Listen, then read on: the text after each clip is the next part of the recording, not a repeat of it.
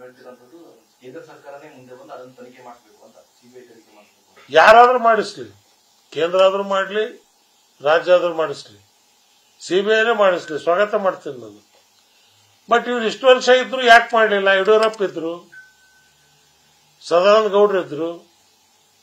ಅಂದ್ರೆ ಈ ರಿಪೋರ್ಟರ್ ಹುರುಳಿಲ್ಲ ಅಂತ ಅವ್ರಿಗೆ ಗೊತ್ತಾದ್ಮೇಲೆ ಇದಕ್ಕೆ ಅವ್ರು ಮಾಡಲಿಲ್ಲ.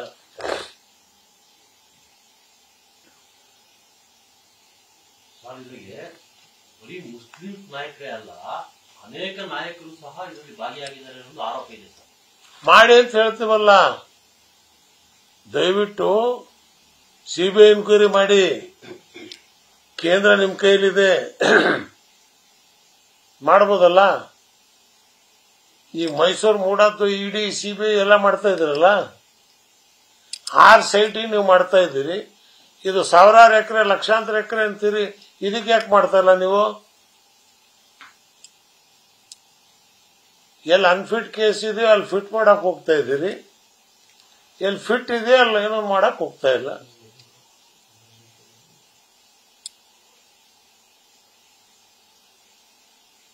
ಈ ವಕ್ಫ್ ಕಾಯ್ದೆಯಿಂದ ತಮಗೇನಾದ್ರು ಕೂಡ ಭಯ ಇದೆ ಅಂತ ಈ ಹೊಸ ಕಾನೂನು ಕೇಂದ್ರ ಸರ್ಕಾರ ತರೋದ್ರಿಂದ, ಅಥವಾ ಇದು ನಿಮ್ಮ ಸಮುದಾಯಕ್ಕೆ ಒಳ್ಳೇದಾಗುತ್ತೆ ಅಂತ ಹೇಳ್ತಾ ಇದೆ? ಯಾಕಂದ್ರೆ ಅವರು ಹೇಳ್ತಿರೋದು ಬಹುತೇಕ ಮುಸ್ಲಿಮ್ಸರು ಕೂಡ ಇದಕ್ಕೆ ಬೆಂಬಲವನ್ನ ಸೂಚಿಸಿ ತರ್ತಾ ಇರುವಂತದ್ದು. ಯಾವ ಮುಸ್ಲಿಮ್ಸ್ ಬೆಂಬಲ ಸೂಚಿಸಿದ್ದಾರೆ? ಈಗ ಆಲ್ಮೋಸ್ಟ್ ಈಗ ಅಲ್ಲಿ ಕೇಂದ್ರ ಸರ್ಕಾರದಲ್ಲಿ ನೋಡಿದಾಗ, ಅದು ಲೋಕಸಭೆ ಜೊತೆಗೆ ರಾಜ್ಯಸಭೆಯಲ್ಲಿ ಚರ್ಚೆ ಆದಾಗ ಬಹುತೇಕರು ಅದಕ್ಕೆ ಬೆಂಬಲವನ್ನು ಕೂಡ ವ್ಯಕ್ತಪಡಿಸಿದ್ರು. ಆದ್ರೆ ನೀವು ಇಲ್ಲಿರುವಂತ ಕೆಲವರು ಅಂದ್ರೆ ಇದ್ರ ವಿರುದ್ಧ ಆಗಿರ್ಬೋದು, ಒಂದಿಷ್ಟು ನಾಯಕರು ಮಾತಾಡ್ತಾ ಇದ್ದಾರೆ ಅಂತ ಬಿಜೆಪಿ ನಾಯಕರು ಒಂದಷ್ಟು ಆರೋಪವನ್ನು ಮಾಡ್ತಾರೆ. ಬಿಜೆಪಿಯಲ್ಲಿ ಇರ್ತಕ್ಕಂಥ ಕೆಲವು ಮುಸ್ಲಿಮ್ಸು ಅವ್ರ ಕೈಯಿಂದ ಬಿಜೆಪಿ ಹೇಳಿಸ್ತಾ ಇದೆ. ಈ ವಕ್ಫ್ ಬಿಲ್ ಒಳ್ಳೇದಾಗೋದಾದ್ರೆ ಇಷ್ಟೇ ಹೇಳಿ ಅವರು ಬಿಜೆಪಿ ನಾಯಕರು. ಮುಜರಾ ಇಲಾಖೆಯಲ್ಲಿ ಹಿಂದೂ ಟೆಂಪಲ್ ಅಲ್ಲಿ ಮುಸ್ಲಿಂಗೆ ಹಾಕ್ತಾರ? ಇದರಲ್ಲಿ ಹಿಂದೂ ನೀವು ಹಾಕಿದ್ರಿ, ಎಸ್, ಹಿಂದೂ ಮುಸಲ್ಮಾನರು ಕೂಡ್ ಮಾಡಬೇಕು. ಬಟ್ ಇದರಲ್ಲಿ ಕಾಯ್ದೆ ಏನು ಅಂತ ಅವ್ರಿಗೆ ಗೊತ್ತಿಲ್ವಲ್ಲ. ಈ ನಮಾಜ್ ಹೆಂಗ್ ಮಾಡಬೇಕು ಅಂತ ಅಮಿತ್ ಶಾ ಗೊತ್ತಿದೆಯಾ? ಈಗ ಅಮಿತ್ ಶಾ ಬಂದ ನಮಾಜಿ ಮಾಡ್ತೀನಿ ಅಂದ್ರೆ ಆಗತ್ತಾ? ಸೊ ಇದು ಕೇವಲ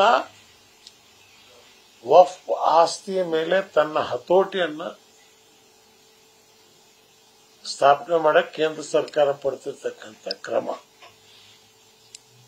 ಮೋದಿ ಸರ್ಕಾರ ಇರೋ ತನಕ ಈ ವಕ್ಫ್ ಕಾಯ್ದೆ ಇರುತ್ತೆ ಅಂತ ನೀವು ಹೇಳ್ತಾ ಇದ್ದೀರಿ? ಖಂಡಿತವಾಗಿಯೂ ಯಾವುದೇ ಜನಪ್ರತಿನಿಧಿ ಸರ್ಕಾರ, ಸಂವಿಧಾನವನ್ನು ಗೌರವಿಸ್ತಕ್ಕಂಥ ಸರ್ಕಾರ ಬಂದ್ರೆ ಈ ಕಾಯ್ದೆನ 1 ಗಂಟೆ ಇಡಲ್ಲ.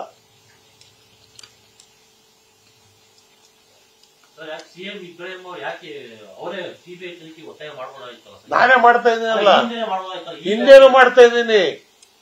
ಹಿಂದೇನು ಸುಮಾರು ಮಾನಪ್ಪಾಡಿ ವರದಿ ಕೊಟ್ಟಾಗ್ಲಿಂದಲೂ ಒತ್ತಾಯ ಮಾಡ್ತಾ ಇದ್ದೀನಿ ನಾನು.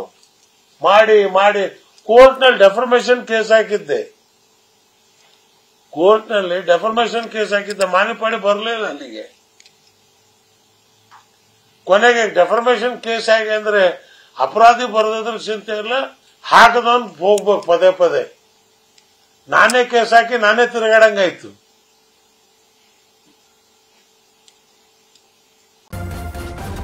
ನ್ಯೂಸ್ ಫಸ್ಟ್, ನಿರ್ಭೀತಿಯಿಂದ ನಿಮ್ಮ ಪರವಾಗಿ.